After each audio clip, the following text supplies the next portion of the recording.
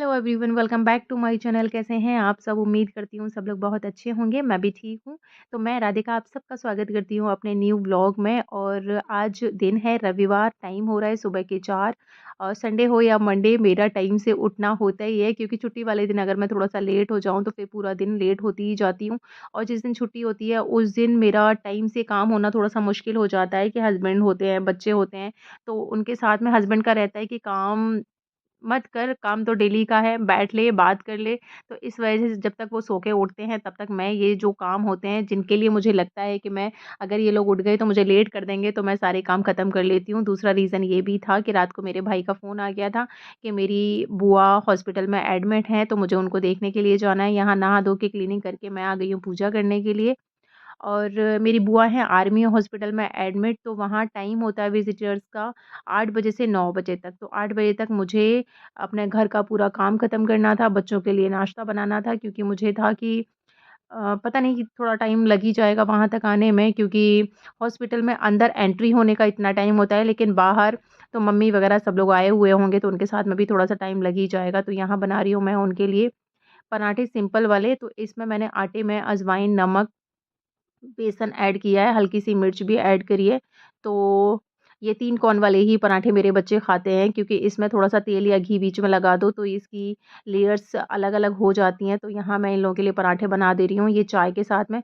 Husband को चाय के साथ में ये वाले पराठे बहुत पसंद आते हैं, बच्चे चटनी और केचप के साथ में खा लेंगे। तब तक मैं लौट कर आ ही जाऊँगी, 9-10 बजे तक की तो अराउंड मैं वापस आ ही जाऊँगी। तो उसके बाद मैं आकर घर फिर करूँगी अपने खाने-पीने की तैयारी। और आज संडे है, तो हस्बैंड को कैफ़े, जैसे मैंने बताया आपको कि कैफ़े हमने क्लोज़ कर दिया है, तो कैफ़े का सारा सामान लेकर आना है, क्योंकि रेंट भी वहाँ पर बढ़ता रहेगा। और मेरी बड़ी वाली जो दीदी हैं, उनका घर यहाँ खाली, एक घर खाली पड़ा हुआ है, तो उसी घर में जो बड़े-बड़ा सामान है वो उसको हम उनके यहाँ एडजस्ट कर देंगे। बाकी जो छोटी-मोटी चीज़ें हैं, वो तो घर पर वापस आएँगी ही आएँगी। जैसे फ्रिज हुआ, ये सारी चीज़ें हुई, तो इनको वापस घर पर लेकर आना पड़ेगा। तो फिर डेली रूटीन एक्चुअली मेरा स्मूथ वाला आ ही नहीं पा रहा है, क्योंकि 6-7 महीने से कैफ़े खोला हुआ था, तो वहाँ मेरा आना-जाना होता था, टाइम मेरा वहाँ जाने का फ़िक्स था, तो घर के लिए भी मुझे बहुत ज़्यादा टाइम नहीं मिल पा रहा था। तो जितना हो पा रहा था उतना ही कर रही थी, डीप क्लीनिंग नहीं हो पा रही थी घर की। तो जब से कैफ़े क्लोज़ हुआ है तब से हर रोज़ मैं एक कोना पकड़ती हूँ, उसको डीप क्लीन करती हूँ। और चीज़ें अभी एकदम से सेट नहीं हो पा रही हैं, क्योंकि 6 महीने से मैंने इस तरीके से काम नहीं किया है, तो थोड़ा टाइम तो लगेगा ही लगेगा। स्मूथ वाला जो डेली रूटीन होता है वो मेरा अभी नहीं आ पा रहा है। तो यहाँ मैंने नाश्ता बना दिया है, किचन कर दिया है पूरा क्लीन। और इधर आ गई हूँ मैं, अपना थोड़ा-सा बस क्रीम लगाऊँगी, मॉइस्चराइज़र लगाऊँगी और सनस्क्रीन लगाऊँगी, क्योंकि मेरे फेस पे थोड़े से चीक्स पे पिगमेंटेशन हो गया है, तो उसके लिए मुझे एक क्रीम डॉक्टर ने दी हुई है, सनस्क्रीन भी डॉक्टर ने ही दी हुई है, बस उसको मैं लगा रही हूँ। मेरी बाकी बहुत ज़्यादा ड्राई स्किन है, तो मेरे फेस पे बहुत ज़्यादा कुछ जाता नहीं है। तो यहाँ बस मैंने अपना रिपेयरिंग कर लिया है फेस को। और अपना कॉम्ब करूँगी, फिर निकल जाऊँगी बुआ से मिलने के लिए।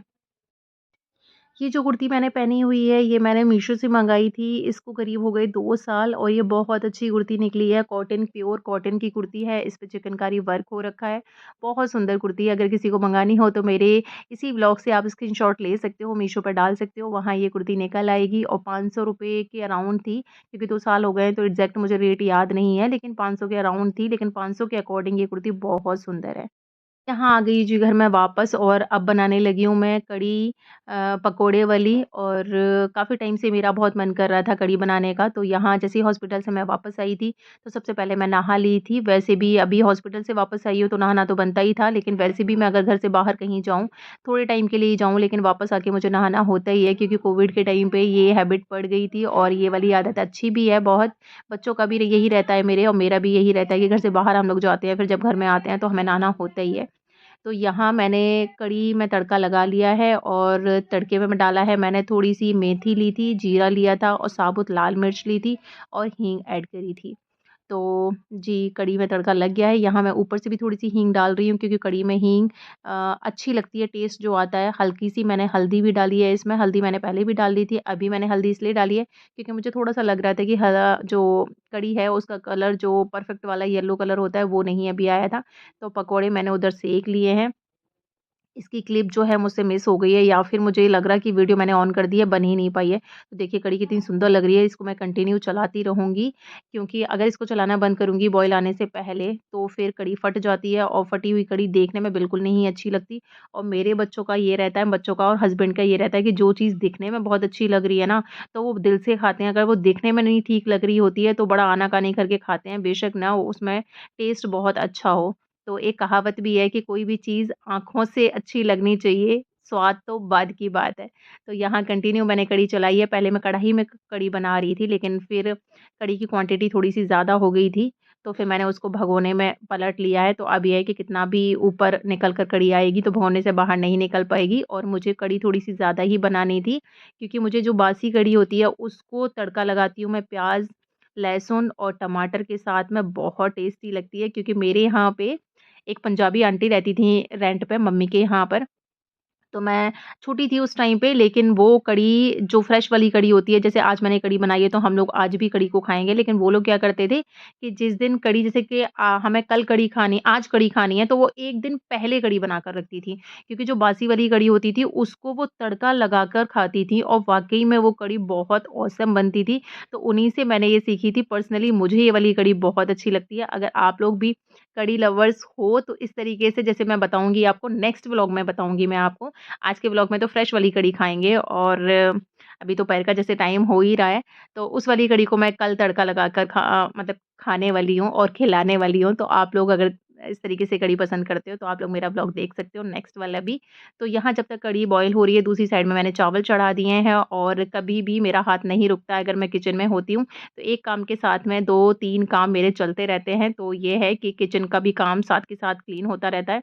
तो यहाँ धनिया पाउडर ख़त्म हो गया था, तो मैंने ये पैकेट मँगाया था, तो मैंने मसालदानी में भर दिया है। फिर जो थोड़ा-सा बचा है, तो दूसरे मेरे मसाले का स्टैंड टाइप से है, ये भी मैंने मीशो से ही मँगाया था, काफ़ी अच्छा है और काफ़ी चीज़ें आ जाती हैं। 20 बाउल्स, मतलब कि 20 मटके टाइप से इसमें डब्बियाँ हैं।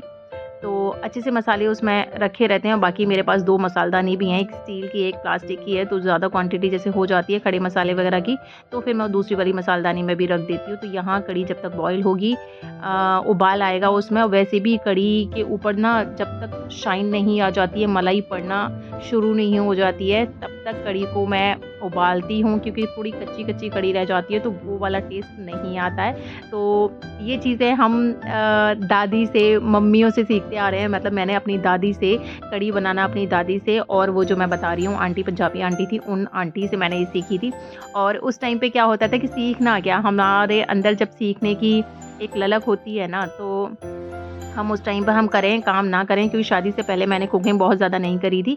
लेकिन हाँ, ये था कि चीज़ों को मैं ऑब्ज़र्व बहुत ज़्यादा करती थी देख-देख कर, और शादी के बाद में मुझे कभी भी किसी से कुछ भी पूछने की ज़रूरत नहीं पड़ी। सब कुछ मैं अपने आप से ही किया मैंने। और चलिए, ये तो पुरानी बातें हैं। तो यहाँ मैंने जो पकोड़े वाला जो रिफ़ाइंड जो बचा हुआ था, वो भी मैंने अभी, रिफ़ाइंड इसलिए मेरे यहाँ यूज़ हो रहा है क्योंकि आरू के बर्थडे वाले दिन रिफ़ाइंड काफ़ी आ गया था, तो उसको थोड़ा बहुत यूज़ कर ले रही हूँ। वैसे मेरे यहाँ पे रिफ़ाइंड बिल्कुल यूज़ नहीं होता है, सिर्फ़ सरसों का तेल और देसी घी ही चलता है मेरे यहाँ पे। कढ़ी में भी मैं थोड़ा-सा 2-3 चम्मच लास्ट में देसी घी ऐड किया था मैंने, जो कि मैंने दिखाना भूल गई हूँ मैं। और यहाँ जब तक कढ़ी उबलेगी तब तक मैं अपना पूरा किचन समेट लूँगी और बर्तन वगैरह वॉश कर दूँगी। क्योंकि छुट्टी वाले दिन रहता है कि ये भी कैफ़े से सारा सामान ले आए हैं, बाहर थोड़ा-सा एडजस्ट कर रहे हैं सामान को, तब तक मैं अपना किचन का काम ख़त्म कर लूँगी। क्योंकि जिस दिन बच्चे और ये घर में होते हैं, उस दिन मेरा नॉर्मल जो रूटीन होता है वो काम नहीं हो पाता है। तो मैं कोशिश करती हूँ जब तक ये बिज़ी हैं तब तक मैं भी अपना काम फ्री कर लूँ, क्योंकि अगर वो फ्री हो जाते हैं तो उनको अकेले बैठना बिल्कुल पसंद नहीं है, और बच्चे और हम साथ में ही बैठते हैं छुट्टी वाले दिन। तो और चीज़ें थोड़ा-सा ये है कि डेली रूटीन जिस तरीके से होता है वो नहीं हो पाता है, तो बीच-बीच में मैं कढ़ी को भी घुमा रही हूँ, कहीं ऐसा ना हो कि नीचे से लग जाए। इधर लगभग कढ़ी बनी चुकी है। अब लास्ट में मैं इसमें ऐड कर दिया है नमक, क्योंकि अगर नमक पहले डाल दो कढ़ी में तो कढ़ी फट जाती है। तो जब तक ना 2-4 बार बॉयल आ जाता है, उबाल आ जाता है कढ़ी में, उसके बाद में फिर मैं इसमें नमक ऐड करती हूँ। बाकी जैसे कैफ़े क्लोज़ तो हमने कर दिया है, लेकिन उससे पहले जैसे कैफ़े स्टार्ट किया था तो 6-7 महीने करीब तो हो ही गए थे कैफ़े को चलाते-चलाते। तो 6 महीने से 7 महीने से करीब मेरे घर की ना डीप क्लीनिंग नहीं हो पा रही थी, क्योंकि इतना टाइम ही नहीं मिल पा रहा था मुझे, क्योंकि बिल्कुल फ़िक्स टाइम था घर पे मतलब घर के काम करने के लिए, और फ़िक्स टाइम पर ही मुझे मतलब कि डेढ़ 2 बजे के अराउंड मुझे कैफ़े जाना होता था, फिर रात को 8 बज जाते थे। तो बस नॉर्मल ही रूटीन चल पा रहा था। तो अभी क्या है कि जैसे कि कैफ़े क्लोज़ हुआ है तो करीब 15-16 दिन हो गए इस वाली बात को। तब से मैं हर रोज़ एक कोना अपना पकड़ रही हूँ साफ-सफाई के लिए। तो अब देखते हैं कितने दिन में हो पाता है। आज कैफ़े से सामान और आ जाए, वो एडजस्ट हो जाएगा, उसके बाद में मेरा स्मूथ वाला टाइम रूटीन चलने लगेगा। तो यहाँ जी मैं बर्तन वॉश करने लगी हूँ। मेरा बर्तन वॉश करने का जो प्रोसेस होता है वो होता है कि सबसे पहले मैं अपने काँच के बर्तनों को वॉश करती हूँ। कभी भी इन बर्तनों में अपने काँच के बर्तन नहीं डालती हूँ। इससे क्या होता है कि जो काँच के बर्तन होते हैं उनकी लाइफ़ बहुत ज़्यादा लॉन्ग हो जाती है और टूटे-फूटे बर्तन बिल्कुल भी नहीं रहते हैं। मतलब कि कभी होता है कि कप की डंडी टूट जाती है, कप थोड़ा-सा साइड से झड़ जाता है, तो वो चीज़ मेरी नहीं हो पाती है। यहाँ तक कि मैं अपने काँच के बर्तनों को इस तरीके से वॉश करती हूँ, तो मेरे शादी तक की कुछ चीज़ें अभी तक चल रही हैं। जैसे कि मेरी शादी के टाइम पर पहले पूरा सेट आता था, शादी के टाइम पर भी देते थे। काँच का पूरा सेट था मेरा, कप, प्लेट और केटल का, और उसमें 2 जार थे, 1 चीनी का, 1 दूध का। तो चीनी वाला तो मुझे नहीं पता कि शायद कहाँ गया, वो मुझे अब पता ही नहीं है, कि हो सकता है मेरी सासू माँ से मेरे पीछे से टूट गया हो, उन्होंने फेंक दिया हो, तो मुझे कभी वो मिला ही नहीं। बाकी का मेरी प्लेट्स और केटल और जो मैं छोटा-सा जार बता रही हूँ वो मैं अभी रीयूज़ कर रही हूँ, और बहुत अच्छे से रीयूज़ कर रही हूँ। वो मैं आपको दिखाऊँगी कि आप भी नहीं पहचान पाओगे कि वो 16-17 साल पुराना है।